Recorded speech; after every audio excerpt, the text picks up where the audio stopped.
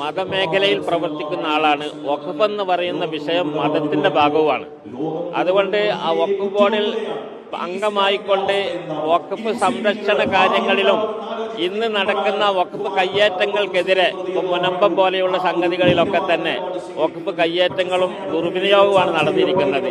അത്തരം കാര്യങ്ങൾക്കൊക്കെ വേണ്ടിയിട്ട് മതപരമായിട്ട് അതിൻ്റെ നിലപാടെന്താണെന്ന് വ്യക്തമാക്കാനും അത് ഉറക്കെ പറയാനും കിട്ടിയ ഒരു അവസരം എന്ന നിലയ്ക്ക് എനിക്ക് സന്തോഷമുള്ളത്.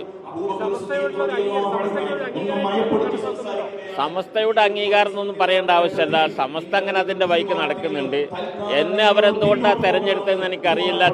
ചില കമ്മിറ്റിയിലൊക്കെ ഞാൻ നേരത്തെ ഉണ്ട്.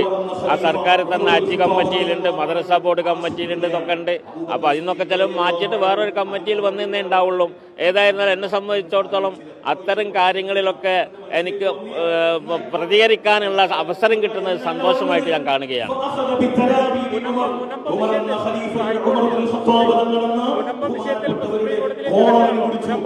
മുനമ്പം വിഷയത്തിൽ മുനമ്പം എന്ന് പറയുന്നത് വളരെ വ്യക്തമാണ്. അത് വഖഫ് ഭൂമിയാണ്.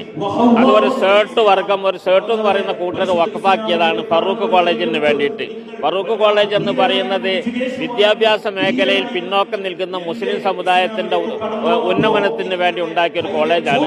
അതുകൊണ്ട് തന്നെ അതിൻ്റെ പ്രവർത്തനത്തിന് വേണ്ടി വഖഫാക്കിയ വസ്തുവാണ് ആ കാര്യം. ആ കാര്യത്തിലൊരു സംശയമില്ല. അത് കയ്യേറ്റം ചെയ്യപ്പെടുകയും ആ കോളേജ് കമ്മിറ്റി തന്നെ ബാക്കി ഭാഗം വിൽക്കുകയൊക്കെ ചെയ്തത് വളരെ തെറ്റായ സംഗതിയാണ്. ഇസ്ലാം ഒരിക്കലും അംഗീകരിക്കാത്ത സംഗതിയാണ്.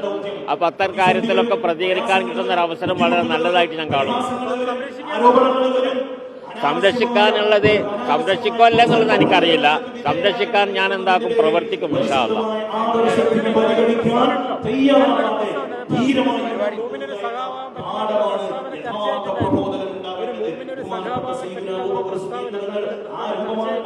അതായത് കമ്മ്യൂണിസം എന്ന് പറയുന്നത് അതിൻ്റെ സിദ്ധാന്തം, അതിൻ്റെ ആദർശം അത് വേറൊന്നാണ്. കമ്മ്യൂണിസ്റ്റ് പാർട്ടി ഇടതുപക്ഷം എന്നൊക്കെ പറയുന്നത് വേറൊന്നാണ്. അത് പിന്നെ ഇവിടെ നമുക്കറിയാലോ, ഇവിടെ ഇപ്പോൾ ഇടതുപക്ഷം ഭരിക്കുന്നുണ്ട്. ഇവിടെ നിരീശ്വരത്വം നടപ്പാക്കുന്ന ഒരു പദ്ധതി അവർ കൊണ്ടുവന്നിട്ടില്ല. അത് നടക്കില്ല അങ്ങനെയുള്ളത്. അതാണ് ഞാൻ പറഞ്ഞതിൻ്റെ ഉദ്ദേശം. അല്ലാതെ ഇടതുപക്ഷത്തിൽ കമ്മ്യൂണിസം ഉണ്ട് എന്നത് കൊണ്ടിട്ട് ഇടതുപക്ഷത്തിന് മുഴുവനും നമ്മൾ എന്താക്കണം, എതിർക്കണമൊന്നുമില്ല. അവർ എന്തെങ്കിലും മോശമായ കാര്യം കൊണ്ടുവന്നാൽ എതിർക്കും, നല്ലത് ചെന്നാൽ അതിനെ പിന്തുണക്കും. അഞ്ഞ് വലതുപക്ഷമാണെങ്കിലും അങ്ങനെ തന്നെ.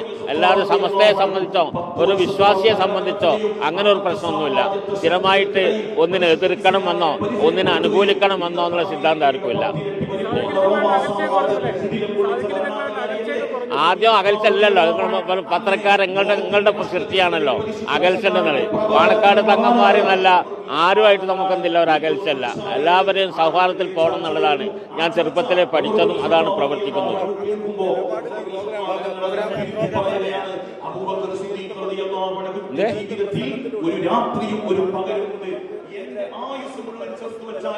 ഞാൻ അങ്ങനെ നേരത്തെ അങ്ങനെ ആയില്ലല്ലോ.